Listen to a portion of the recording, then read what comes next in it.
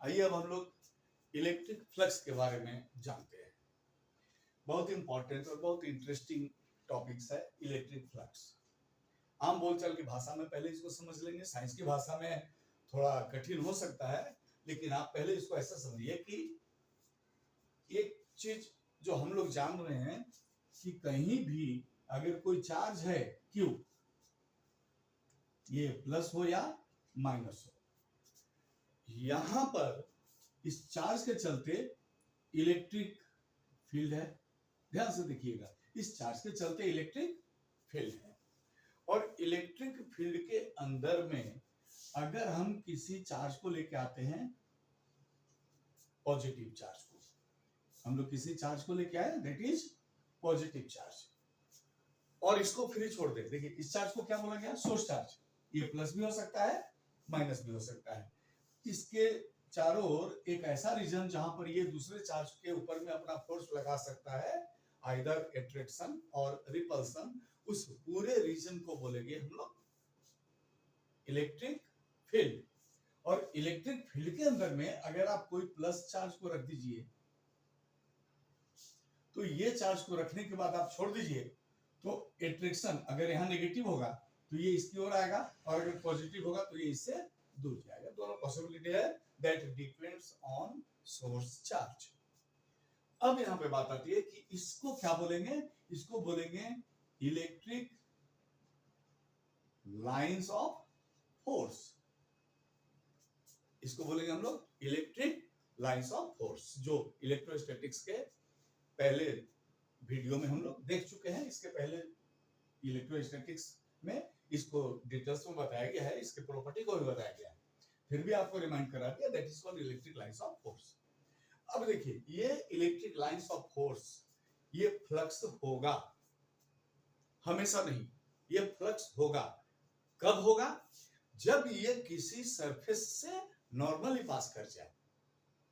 जैसे देखिए अगर ये यहां पे चार हम लोग इलेक्ट्रिक लाइंस ऑफ फोर्स को पास करा रहे, देखिए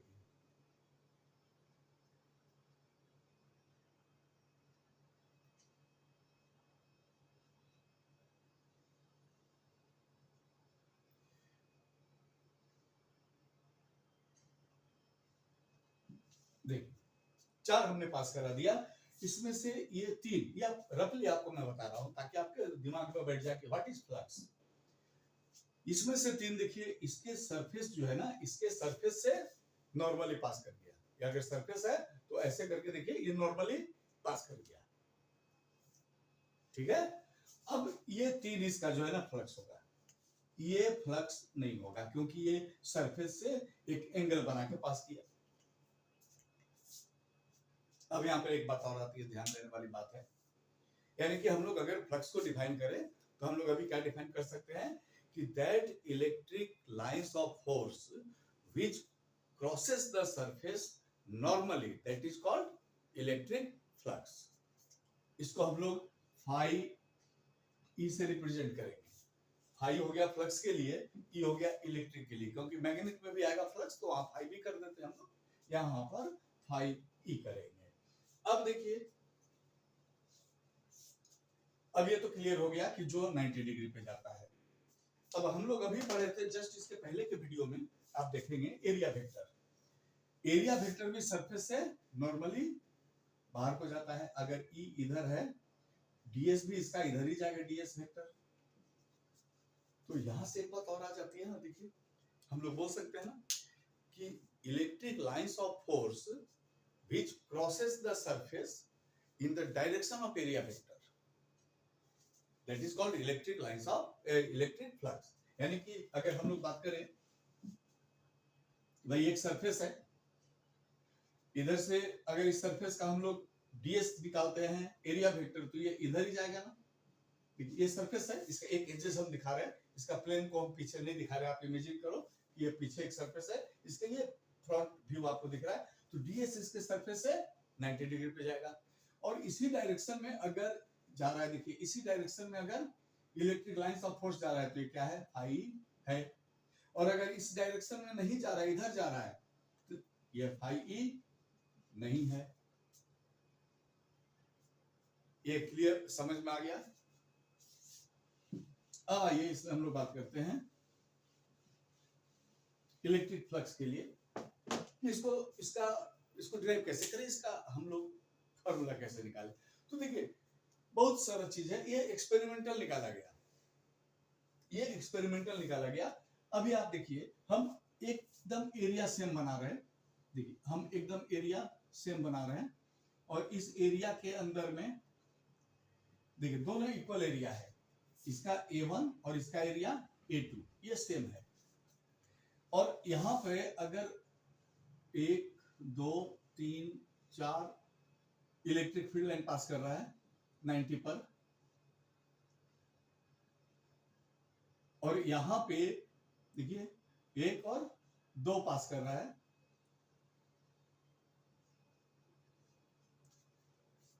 फ्लक्स किस में ज्यादा हो जाएगा। देखिए एरिया अगर सेम है तो जिसमें ज्यादा इलेक्ट्रिक फील्ड है उसमें फ्लक्स भी ज्यादा है। देखिए इसमें 4 है तो फ्लक्स 4 हो गया, इसमें 2 है तो फ्लक्स 2 हो गया। यानी कि अगर हम इलेक्ट्रिक लाइंस ऑफ फोर्स बढ़ा दें, यानी कि इलेक्ट्रिक फील्ड E अगर बढ़ा दें तो फ्लक्स भी बढ़ जाएगा। तो एरिया अगर सेम है तो हमारे पास एक आ गया इसका एक एनालिसिस की फाई जो है ना ये प्रोपोर्शनल होगा इसका E का। E बढ़ा दीजिएगा फाई बढ़ जाएगा, फ्लक्स बढ़ जाएगा। ये हम लोग देख रहे हैं। E हम यहाँ पर अगर 6 कर दे तो इसमें ज्यादा हो जाएगा, इसमें कम हो जाएगा। पहली बात। दूसरी बात देखिए कि अगर हम इलेक्ट्रिक लाइंस ऑफ फोर्स को बना देते हैं, अगर पहले ये 4 इलेक्ट्रिक लाइंस ऑफ फोर्स है, हम लोग इसके अंदर में एरिया अलग अलग करते हैं। देखिए ये एक एरिया ये है, ठीक है, एक एरिया ये है,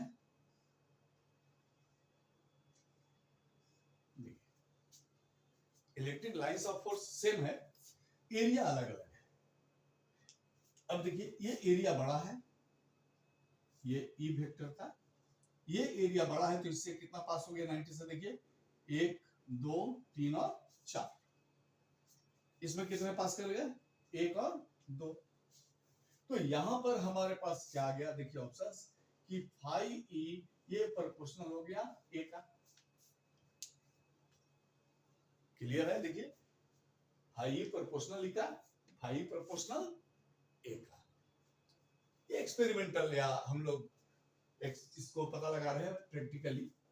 इसमें एरिया देखिए सेम था, जहां इलेक्ट्रिक फील्ड जाता था उसमें फ्लक्स जाता था, तो ये फाई प्रोपोर्शनल हो गया E, इसमें फाई प्रोपोर्शनल हो गया A।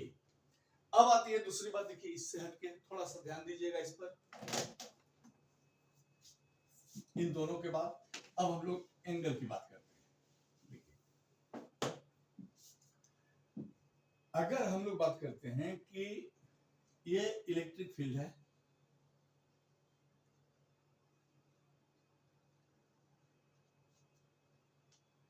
ठीक है, और अब यहां पे हमारे पास देखिए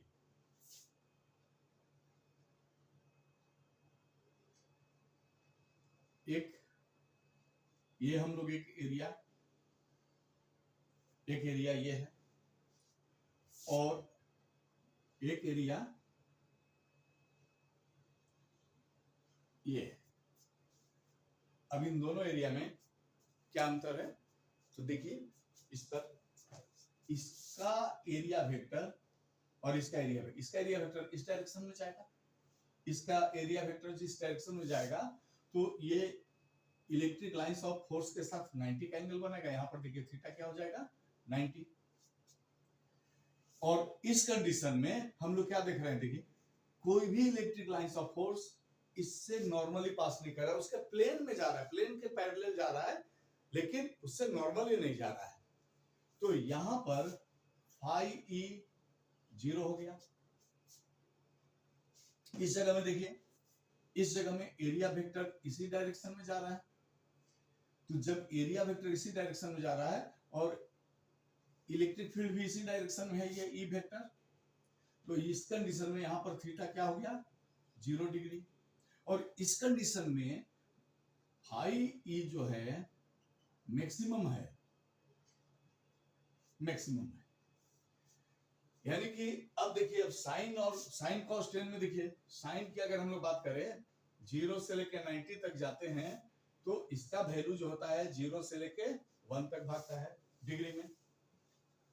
अगर हम लोग कॉस की बात करें 0 डिग्री से लेके 90 तक जाते हैं तो इसका वैल्यू 1 से लेके 0 होता है। तो जस्ट उल्टा देखिए, एंगल यहाँ पे घटा, एंगल 0 है तो मैक्सिमम, और एंगल बढ़ते बढ़ते 90 हुआ तो 0। तो ये इसको फॉलो कर रहा है ना, cos 90 0 होता है और cos 0 1 होता है। यानी हम लोगों को यहाँ पर ये पता चल गया कि जो फाई ई है ये प्रोपोर्शनल है किसका, cos थीटा का।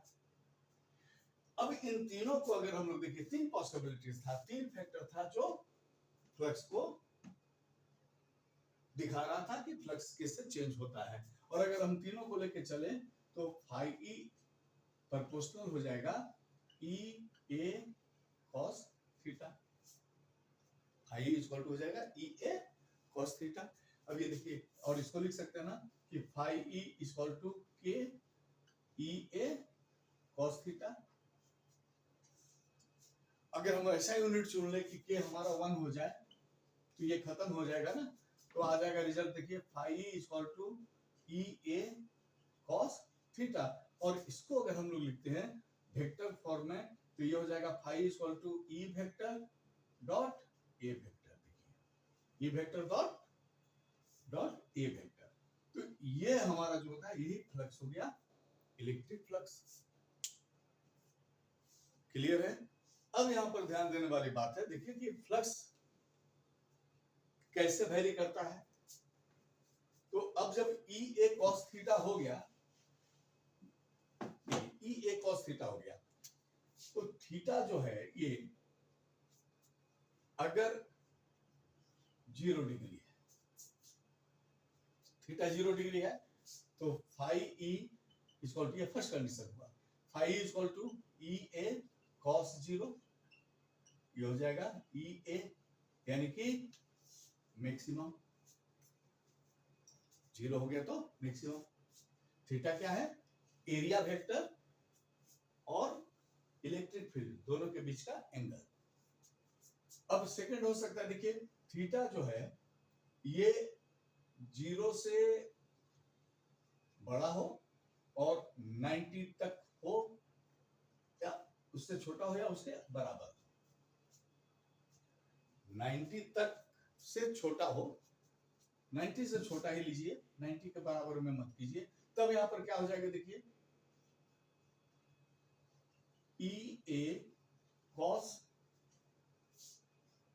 90 less than 90, cos less than 90, cos 90 में 0 होता है, उसके लेस में पॉजिटिव होता है। इसका मतलब है कि ये जो हमारा फाई होगा ना, ये पॉजिटिव होगा, क्योंकि 90 से छोटा में पॉजिटिव हो जाता है। और इसके बाद देखिए, अगर हम लोग बात करते हैं कि अगर थर्ड कंडीशन हो गया कि थीटा जो है ये बड़ा हो जाए 90 से, तो फाई ई